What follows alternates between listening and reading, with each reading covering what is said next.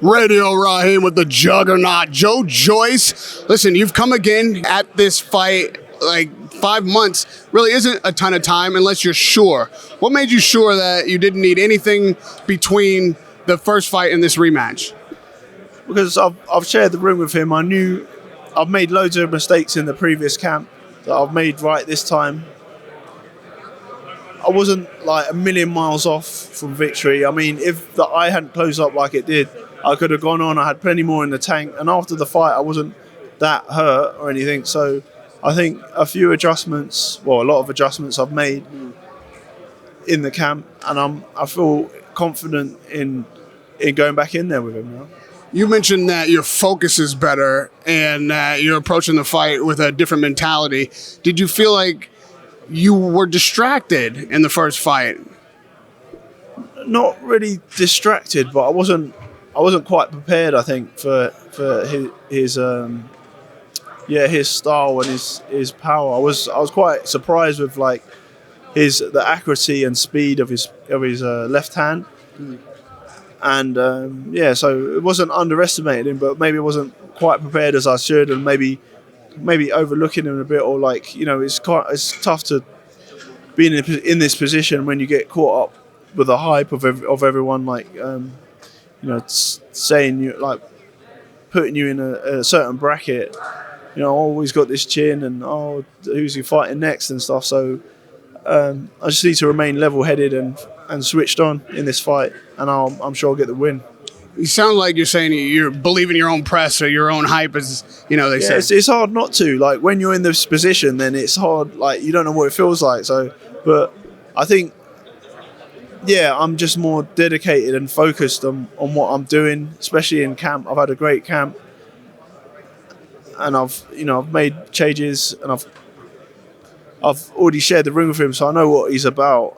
And he's standing over there with his suit on with my belt. So it's about me getting that back and getting to the next level. I mean, I know that belt is important to you, but it's not the ultimate belt that you want. No. And, boxing's a young man game. Nobody's getting any younger. If this fight weren't to go your way, is it just a setback or is it a finish? Nah, it's definitely not a finish, but I'm not thinking about losing. I'm thinking about winning this time. And I've been, I was a late comer to the sport, and like he's doing all right. I gave him the opportunity. He's 40, and he's been so. There's still plenty more time. Are there more adjustments that you're making beyond just the technique of boxing, but really your approach to the sport mentally and the people around you? Because the kind of issues that you're talking about has to do with kind of the camp mentality. Yeah. So it's a team sport, I guess. But until you get into that ring alone, then you got to do what you got to do to win. So that's that the preparation has been a lot better. I've had a lot more support and focus and tactics for what I need to do. So I'm in a better place mentally, physically, and emotionally. Frank talked about the kind of money that a world championship shot brings, a win especially. But that's not the only way to make money in boxing, and sometimes that kind of opportunity is very elusive. So if you are successful Saturday night, and maybe Josh was in the cards for December, early January, is that a fight that you would take even if you were risking getting out of the line for a title shot? Well, when I'm victorious on Saturday, then I'm going to see what the landscapes are like and see what potential fights are out there. But I want to be world champion, and that's my primary goal. And let's see it's so frustrating. Like the position I was in before the Zhang fight, I still would have had to wait around and when's the undisputed fight going to happen? So you get into position, but I need to stay busy and in great fights. And obviously getting the title back will put me in a better position to get the shot. But nothing's guaranteed. But I have to put myself in the ideal situation for them fights to materialise. So, I'm looking forward to get back in there, getting a win, and then calling out everyone. The world championship mentality is obviously one that is admirable. But with all that you just said, and it is true, Is the money not competitive with the desire to be world champion? Like, if you can grab the bag, as they say, or wait around for a shot at the title, what are you picking?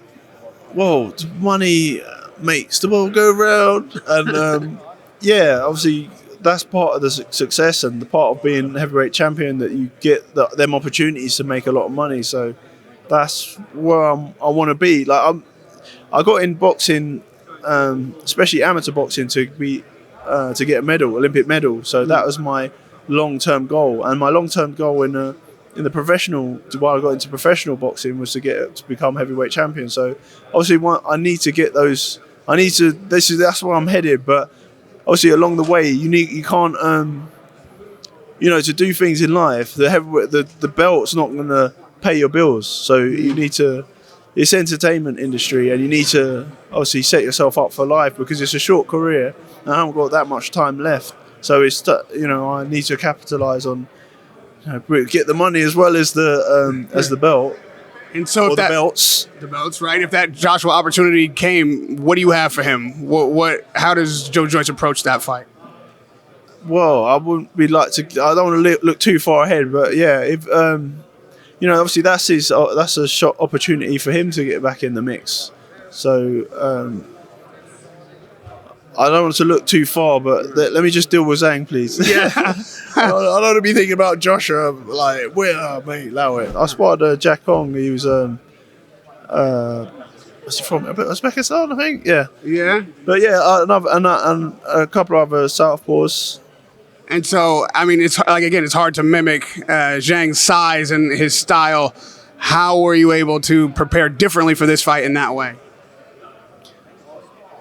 Well, I know what to expect, like, from sharing the ring with him. So in the camp, I'm conscious, and the team's conscious about his abilities, and what I need to defend against, where the openings and the tactics that are going in. So match those to like the sparring partners and the combinations, and the pad work, the footwork, head movement.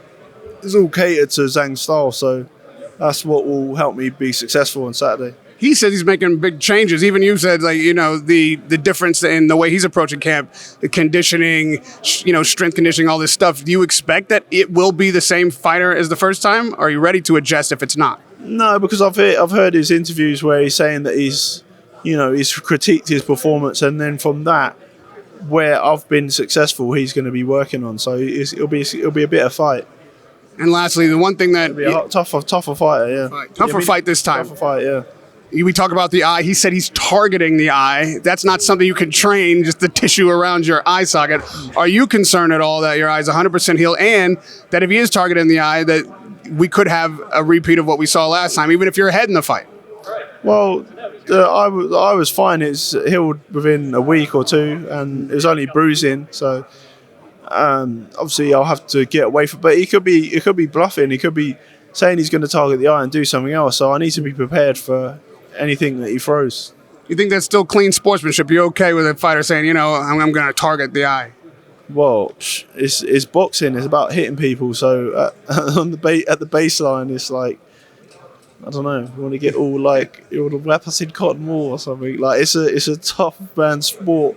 And women's now, but like, you got where you're hitting each other and not get hit. So it's that sweet science, but there's also it's an exciting sport, and it's an adrenaline filled, and it really gives me a boost when I win, and that's what I'm going for. I'm get that winning feeling, and the admiration from people and the support, etc., is what I'm in this sport for. He says he learned that your eye was your weakness in the first fight. What did you learn was his weakness in the first fight?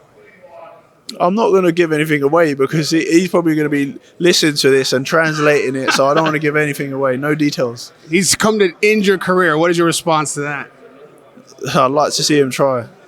Radio Rahim would like to see him try as well. I'm going to see you try to get this redemption, as you call it, and we'll see if Zhang can make good on his promise. I appreciate the time. It's going to be an exciting fight on the 23rd at Wembley. You're just trying to get me to react, aren't you? Of course. Why wouldn't I get you to react? That's exactly right. And on Saturday night, we're definitely going to see you react one way or the other. So it's a fight I can't wait to see. Radio Rahim with the Juggernaut Joe Joyce.